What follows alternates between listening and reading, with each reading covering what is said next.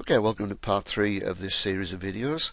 In this I'm going to look at some of the keywords that were mentioned in the paper. I'm not going to talk about all of them. As I mentioned, if you don't understand keywords and key concepts, you should make sure you do before you read the paper in detail. The bulk of this section is going to be taken up with considering the important question of why things like fats don't dissolve in things like water, which has implications for self-organisation of structures. Okay, so there's one we mentioned. It's one you should be familiar with. There's a link to the metabolic pathways tables available from UC Davies. Well worth having a look at. Chemotaxis, that's how it's pronounced. It's not pronounced Chemotaxis.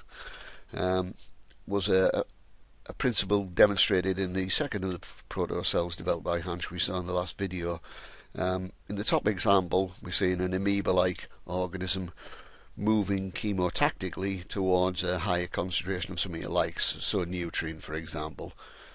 Conversely, at the bottom, we have a similar organism scurrying away from something it doesn't like, perhaps a change in salinity or a change in pH. Again, I've used a definition there, which taken from a book, which again would have been available in eLibrary. Something which a phrase which I hadn't come across was Marangoni instability, though I had seen it before. It's something you see when you get liquids of different pHs mixing.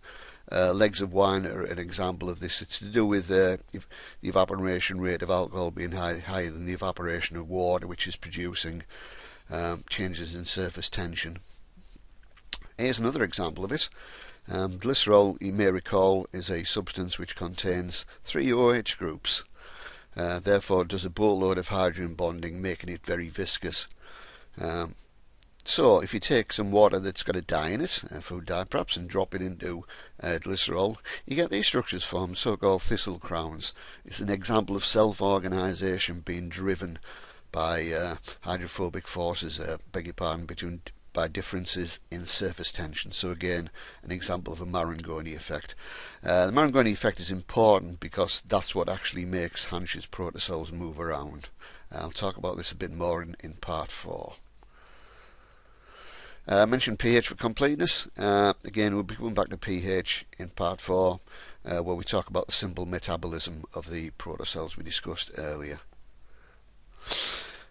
I certainly mentioned this in the lectures. Like dissolves like. So for example, simple sugars or salt will dissolve in water, and the converse is true. So when we try to make fats and proteins, they don't dissolve, which is sort of interesting.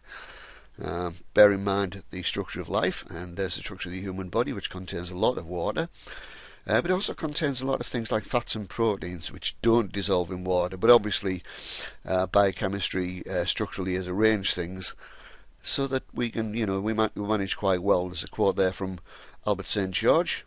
It's eminently quotable. I will be coming back to him when I do the lecture Guinea Pigs, Humans and Carrots. The phrase bags of mostly water is actually taken from an episode of Star Trek The Next Generation, in which an alien, which presumably didn't contain a lot of water, used this phrase to describe human beings and other hominids. As I recall, Mr. Data was quite taken by this explanation. Jean-Luc Picard a bit less so. Okay, so polarity. This is key. Molecules which are polar, that is, have a dipole moment produced by a linear separation of charges such as water there, will dissolve in water, whereas molecules such as methane or other hydrocarbons which don't have a linear separation of charges won't, and that's a big distinction. So we've got some oil here which we've poured into a test tube which contains some water. It spontaneously forms the 2 layers there. The oil's floating on top because it's less dense. We can give it a damn good shake, like you do when you're making mayonnaise, and we will mix it up.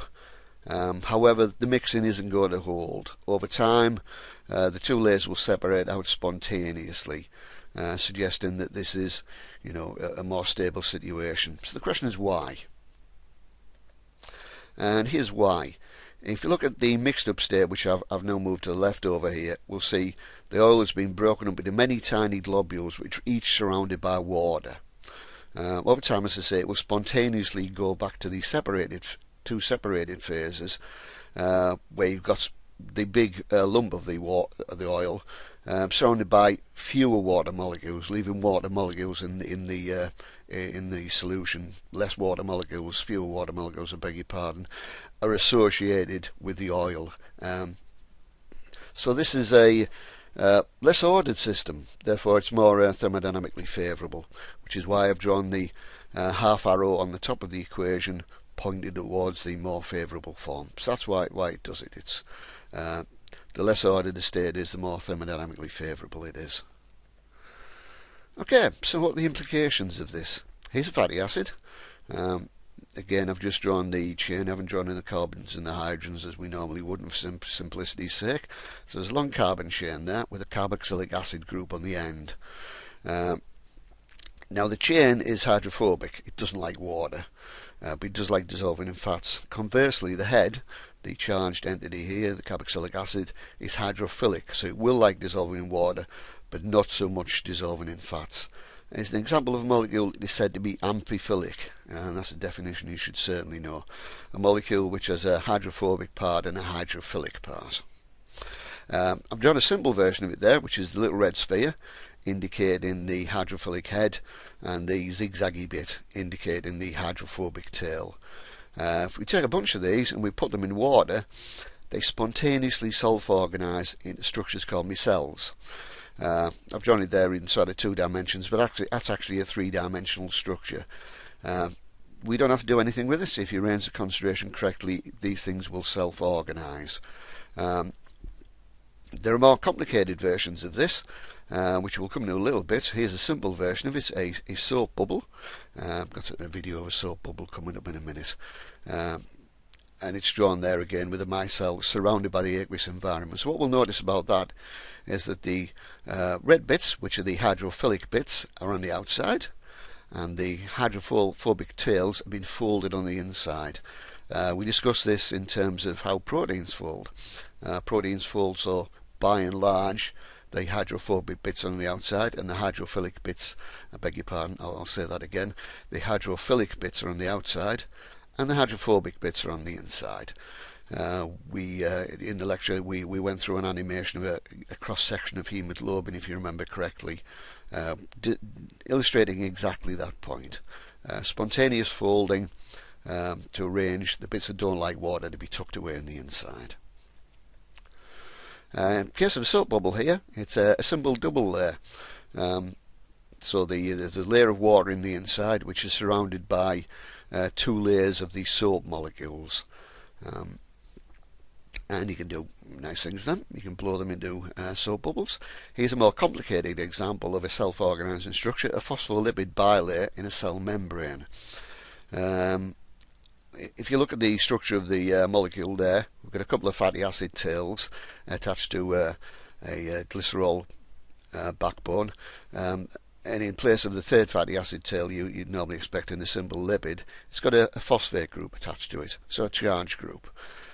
So again, you have the 2 hydrophilic tails, hydrophobic tails rather, tucked away in the inside, while the bit that likes water, the phosphate group, is on the outside.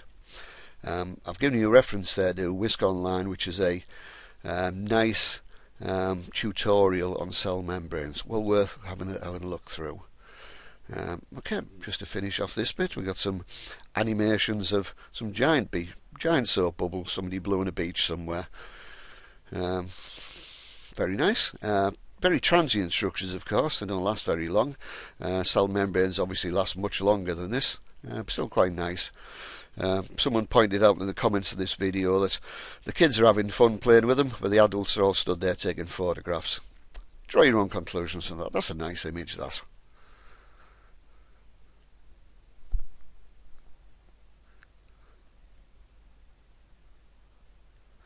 Right, okay, that wraps it up for part 3. I'll be back later on for part 4. Hope you enjoyed this. Hope it was useful. See you later.